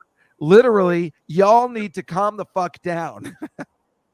If you're going to put y'all in a sentence, I'd rather my girlfriend not say anything. Then she goes, because there was a picture of a guy yesterday that looked like Aaron Rodgers. This poor guy is getting so much, but it wasn't him. And she goes, this is straight up hilarious. News outlets still grasping at straws to disparage Aaron, finding random fucking men on the streets of LA and saying it's him. I know Aaron's body very well, she continued. First off, his feet, ahem, and no offense to this rando dude, are a lot bigger. Oh, wow. Talking about his penis size as well. Also, for those of us who know, that. Also for those of us who know, I would just be like, honey, please stop. For those of us who know Aaron beyond the worlds of obsessed sport and shit media, it's no secret he has the hairiest hands on the fucking planet. So, this oblivious homie clearly does not. Go ahead, zoom in. Also, cute car dude, but Aaron would never drive this. I now feel sorry for this poor guy that just got the bad rap of being photographed on his way to Dunkin' Donuts. Yeah, that's true. Who just slightly resembles Aaron Rodgers. He's wearing a mask and he has the long haircut now. Yes, that's it.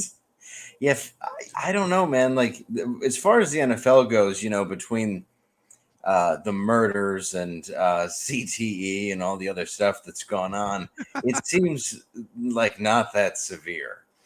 Well, it won't be, as Mike was just saying. I said, nobody will remember any of this if he wins the Super Bowl. Mike No. Vecchione said he just needs to win 2 games and nobody will remember. That's true. I agree with Vecchione. I do agree with him. I thought maybe it was Super Bowl or bust. Otherwise, people are going to be like all distractions.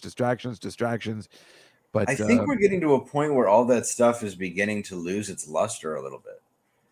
And that's kind of what sucks. It's like I want to have that back. I want to have like the feeling of going to a live game back and whatever that takes. I don't know.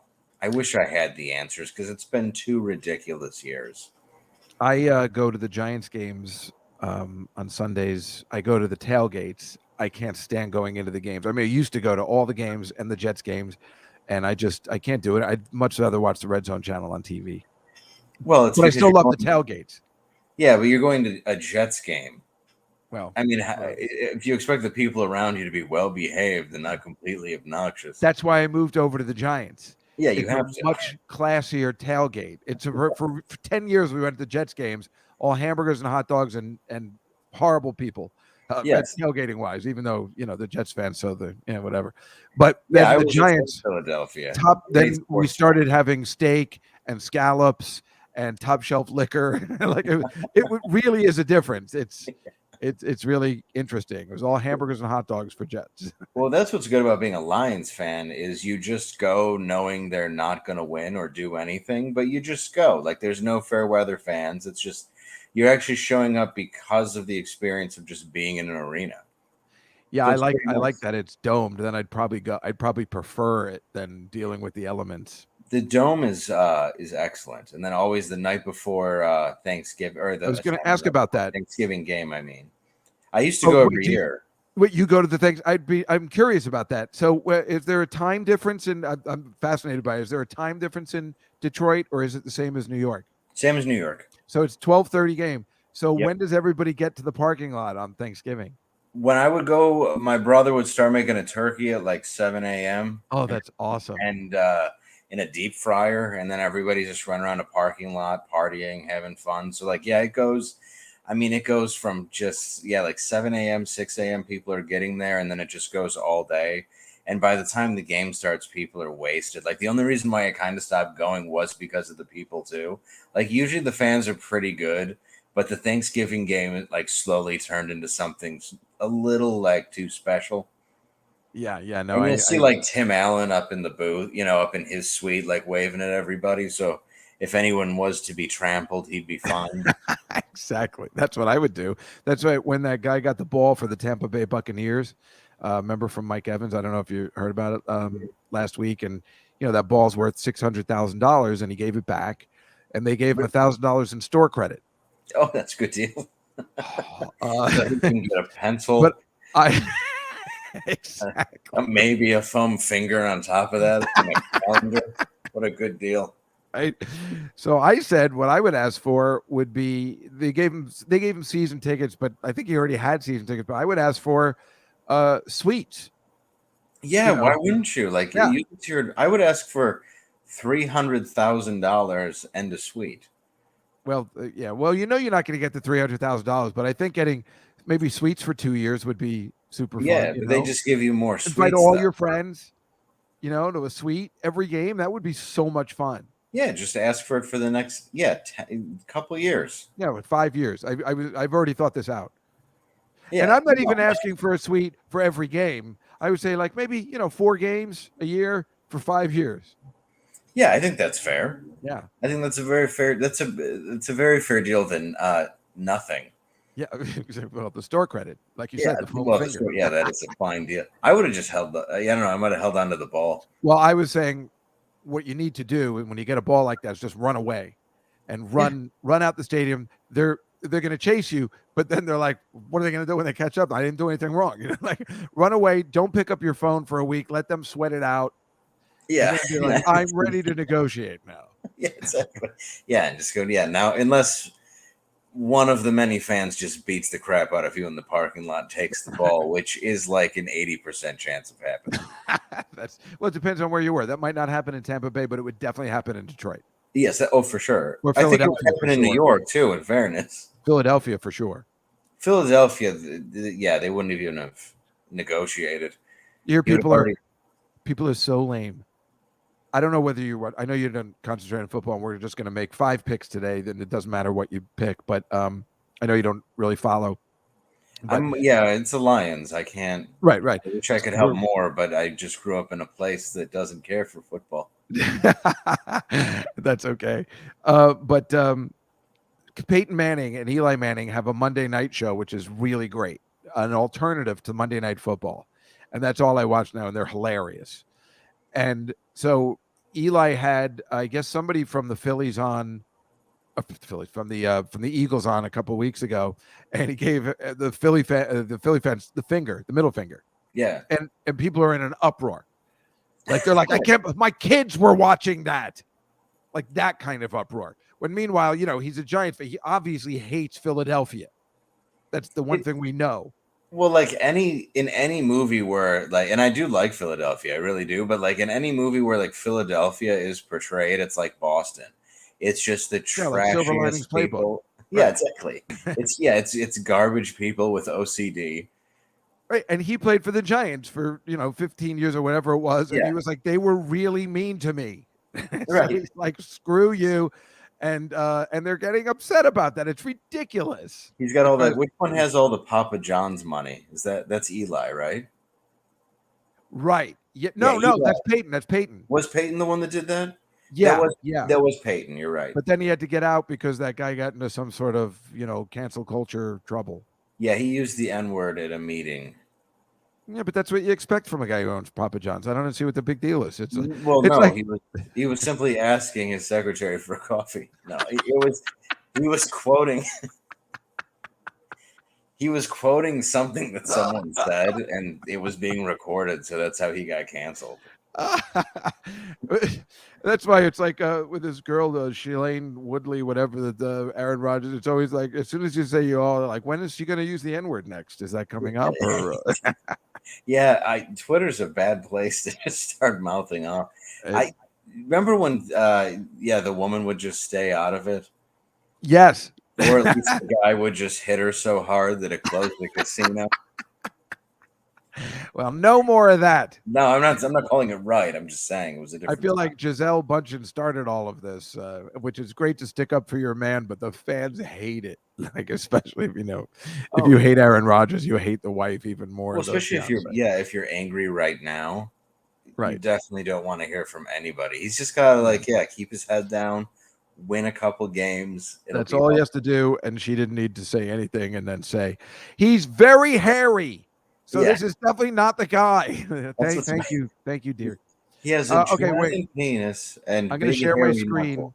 So we make just 5 picks called the Celebrity 5, David. All right. Mike, I have it up. Can you see that? I do. Excellent.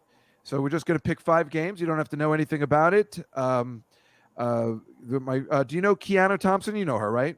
Yes, I do. She knows nothing about football, got them all right. And some people that know a little bit about football get them all wrong. There's no rhyme or reason. As we all know, the reason why I do this show is to show that even the people that get paid the biggest money know nothing. You know what I'm saying? The ones that know about something. So I'm neither. You're right in between. Yes. Well, I tried to make it picks that you might know, being that you used to spend time in New York. I picked the ridiculous Jets and the Bills, the two ironically New York teams that are playing in New Jersey this weekend. Yeah, I'm gonna go Jets. You're gonna go Jets plus the 13.5 points. I love that pick. We're hoping Mike White is going to be the second coming of Joe Namath. Yeah, I think it's a better team. Well, at the moment. That, well, yeah. And then we picked the Super Bowl champs, Tom Brady, Tampa Bay Buccaneers against the Washington football team. What would you think is going to happen? The Tampa Bay Buccaneers champs are favored by 9.5 points. I'm going to go Buccaneers. You know what? Hold on. Oh. I like that they just went Washington football team instead of completely caved into cancel culture. Let's go Washington. Oh, I like it. Plus the 9.5, so they can still lose, but you can win your picks.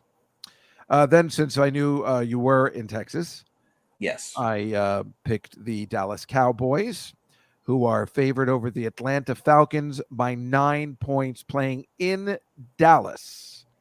I am going to go Dallas on that one. Yeah, I think we all went Dallas in our picks with the chat room, and Mike, we all went Dallas. Both Mikes went Dallas. Yes.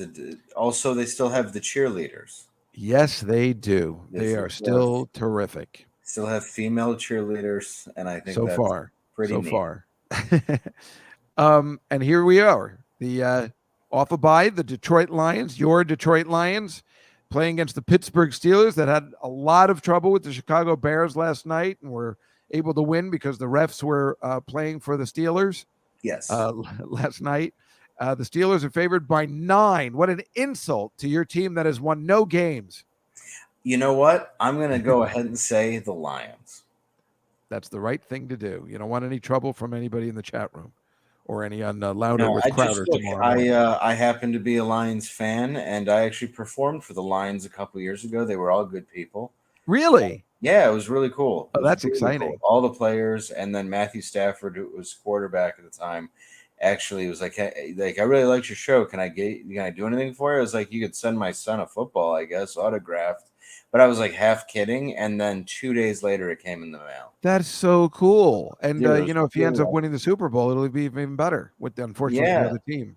Yeah, I mean, it holds no value except for the fact that it was a nice gesture.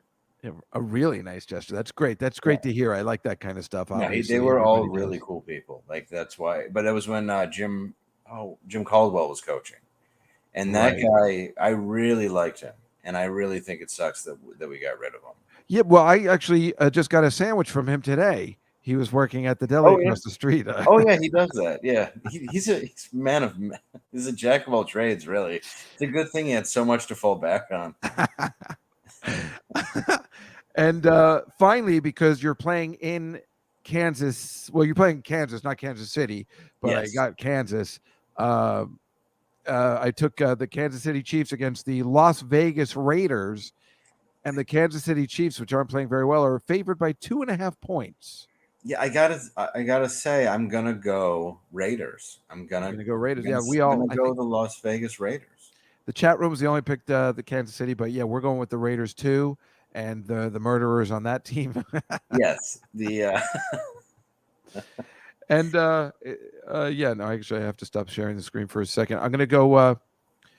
I'm gonna go back to sharing the screen. I have some slides that I thought we would do. Awesome. And your. By the way, is that your house? That's awesome. Yes, it is. Yeah, you have arcade games and Kiss posters. It's amazing. And a third one I have to put together, which is that Outrun machine. Well, I put the Kiss poster up for you. I use a different one every week. Oh, there you go. I was thinking of Detroit Rock City, so. Yeah, well, that was going to be my son's first concert, but then Gene and Paul got or Gene and who I don't know. Two of them got COVID. Oh, they got COVID, yeah. Yeah. So that would have been. That's a great first concert to take your son to. I know. His first concert became Guns N' Roses. Well, that's all right too, I guess. That's not as good. Their comeback isn't as special as you can see Kiss every time, and they're awesome. Yeah, I saw the actual first show with Alice in Chains when they came back in Detroit. That was pretty special. But it's just I really wanted it to be Kiss because he loves Kiss and the Beastie Boys are his two favorite groups. Only one guy's dead from the Beastie Boys, right? Yeah. Adam Yaunt is dead. With Kiss, did one of the guys is Peter Criss even there anymore? Is he's not playing anymore, right? He's the one doing his own tour. There's I think it's like Peter Criss and maybe one of the dudes from Aerosmith. I don't know. That's what I heard, right? Because it's just Gene and Paul Stanley that are the only ones left, though, right? I think, or is Ace is still there too? I don't know if Ace Frehley was on the tour. I knew that Gene and Paul were, but they both got COVID. The other two could have got COVID and no one even cared. Right. As long as Gene and Paul are, then it's Kiss. Yeah, then it's you watch. Those guys leave. It's actually, I guess all you really need is Gene, but I mean, Paul's still the man.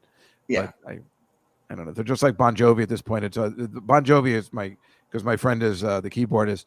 It's just John and Dave Bryan now. That's all there is left. It's good though that he named it Bon Jovi, which is just him. So if he comes out, you're getting Bon Jovi. Exactly. Brilliant plan. Yeah, it's like Van Morrison. It's like you're not like, hey, is the original ukulele player? It's like So yeah, this picture is of the new Heinz ketchup Mars version, which is made for astronauts, where they're going to have a tasting tomorrow at 10 a.m. on Twitter. okay, and it's a special ketchup just for astronauts. Well, yeah, I guess it's like freeze dry. I don't know. They made it especially like I think you could grow it on Mars. Is it as difficult to get out of the bottle, which is why they changed to the squeeze bottle? Because now it's back in the old 1960s soda jerk diner bottle. Good point, and we can all find out tomorrow at 10 a.m. I don't like it. I don't like it either. This is where that girl who was kidnapped in Australia and remember that guy that liked all the dolls? Cleo my Smith. Oh, is this the guy who like taunted them? Did he taunt them? No, I think he just kidnapped her and put her in his house with all the dolls. Oh, okay. Is what I'm saying is sounds like a better time than staying here. Right. I would pray for somebody to kidnap me from here. There was some guy who kidnapped women where it was almost like the Saw thing where they like appear on the TV and be like, well, and it was all friendly. Like, I bet you're thinking you might get raped there. Well, you are indeed right, Missy. Yeah, it was insane. But he actually let some of them go. Oh, well, that's nice. But this, yeah, I mean, he didn't kill everybody. This structure reminds me of that horrible Bonanza Creek Ranch where that girl was murdered by Alec Baldwin. Oh my God, that is exactly as creepy. That doesn't look like a set that's being well monitored. No, it does not. When you grab the tech from The Crow and hopefully you learn something. It looks like something evil is about to happen there. Yeah, it's just a chilling. What is Rust about anyway? Nobody knows. That's the hilarious thing when it comes out. I mean, people are gonna be like, "What is it about?" I mean, if that movie stinks, which we assume it will, yeah, it's people are gonna like. Wouldn't it be funny if it was really good? It would be because you would go, "Wow, Glengarry Glen Ross," and then so many years went by, and this. And this is where the guy was keeping the girl. Like, it just looks like a better time. Looks like she'd be happier here than staying in that trailer camp. Yeah, I can't imagine going in here is all that bad. Well, when they found her, she was perfectly happy and content playing with the dolls. Oh, if you're allowed to play with the dolls. Oh, sure. He was like kidnapping little kids. Yeah, no, it wasn't. That's creepy. But I mean, if you are the nightmare would be like if you were a kid and it was a bunch of GI Joes or like wrestling action figures and stuff, but you weren't allowed to touch them. Right. Like in that Seinfeld episode where he was dating that girl with the toys and he wasn't allowed to play with them. Yeah, you're right. Why have them? It's so this is a water. It's a stream in Wales. 4 people died paddleboarding in this lame stream. Well, you can see the rapids. Were they shot? I mean, how did they die? Well, one person got arrested for organizing the thing. What was it? A mess. I mean, look how lame this is, and this is paddleboarding. I mean, what are you kidding? Who's these guys? I mean, it's the lamest of all sports. I don't know how you can. No, I don't either. You know, they just didn't know how to swim, right? It was like, hey, no, they do. Of course they do. I don't know. It's the weirdest thing. It just happened this week. They're wearing life preservers. Exactly. Well, nope, they all are. Well, you know what? This is on them. That was meant to happen. If you die, it's not even. That doesn't even have the power of like a lazy river outside of a like resort hotel. Exactly. It's ridiculous. This is a giant rubber ducky that this Dutch artist made in Santiago, Chile, which I love because it reminds me of this scene from Airplane. If you're that high, it's coming right at us. The great Lloyd Bridges. It also reminds you of the giant rubber ducky Danny DeVito had as the penguin in in Batman, Batman 2. Returns. Yeah. Right. No, I like that because no one understands why it's there. But if you said a Dutch artist did it, you're like, oh, that makes perfect sense.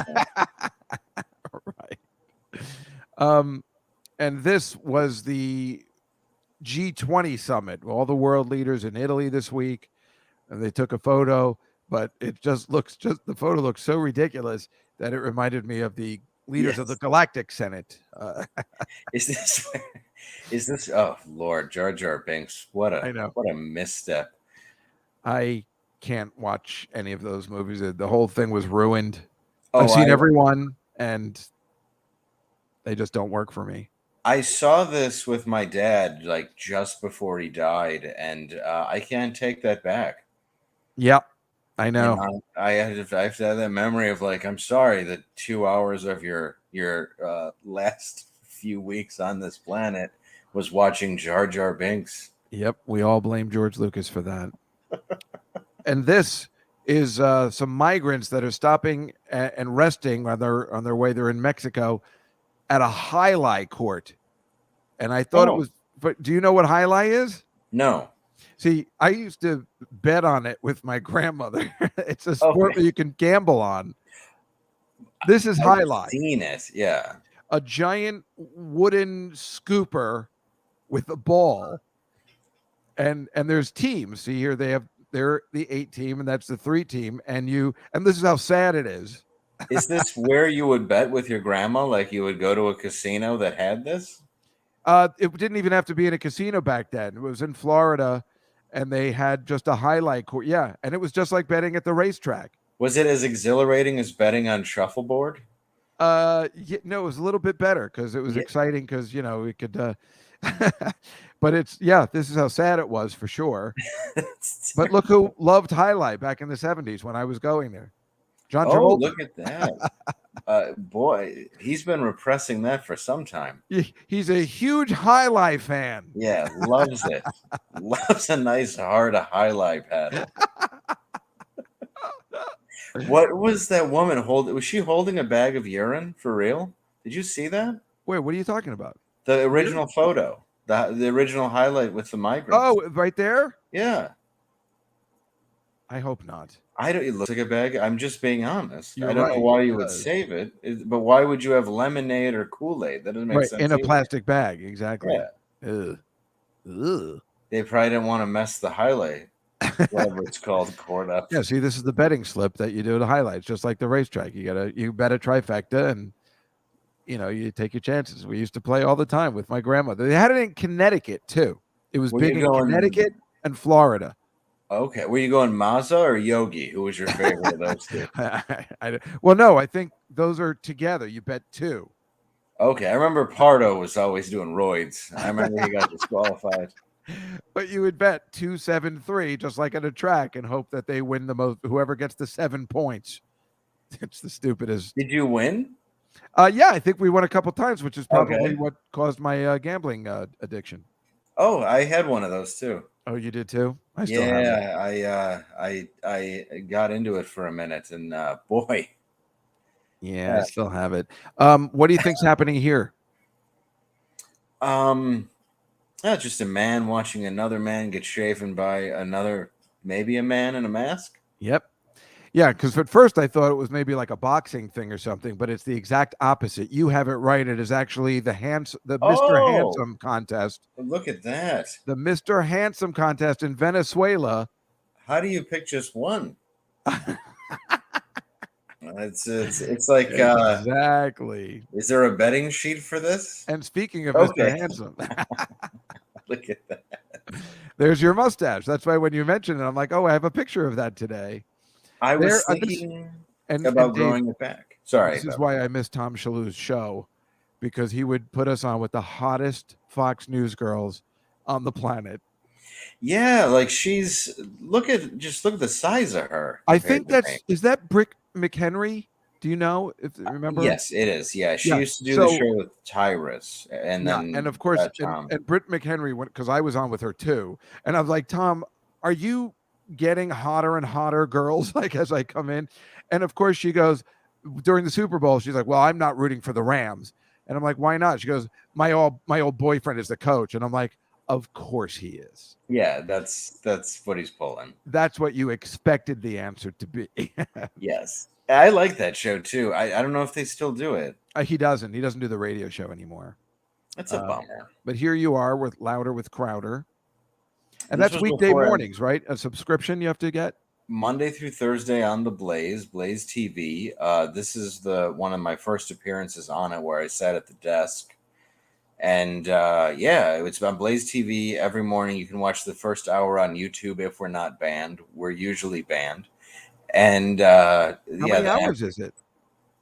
We do about an hour plus on YouTube, and then we go over to the Blaze for about 45.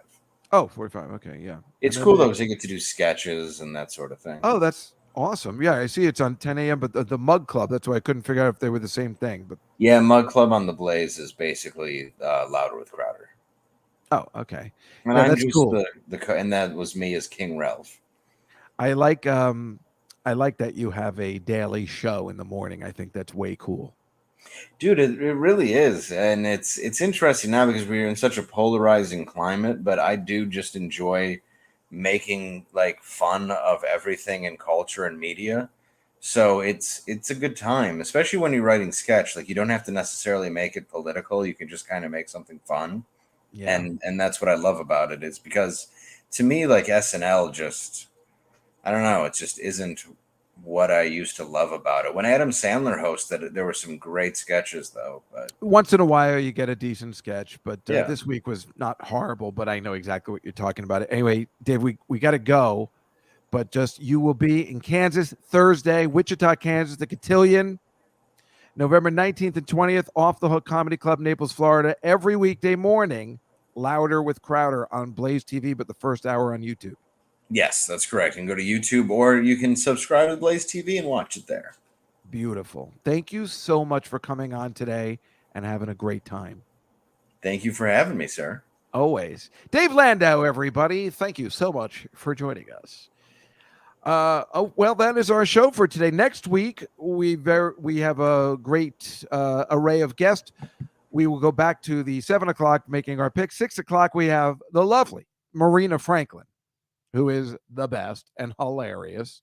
And then at 7 o'clock, we have an unbelievable stand-up comic like the way Dave Landau is, Brian Scott McFadden. Again, as we were talking about last week, a true professional stand-up comic. If you ever get a chance to see either Dave Landau or Brian Scott McFadden, they're both good. So Brian Scott McFadden will be making the picks with us at 7 o'clock. Marina Franklin the week after.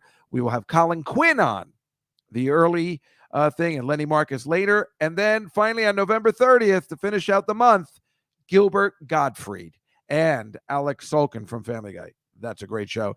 Great bunch of lineups coming up for the end of November and how it's going to work in November, everything, blah, blah, blah, blah, blah. And anyway, what another great show it was, performing it for you. I appreciate everybody in the chat room today and all the people that are watching. You guys are the best.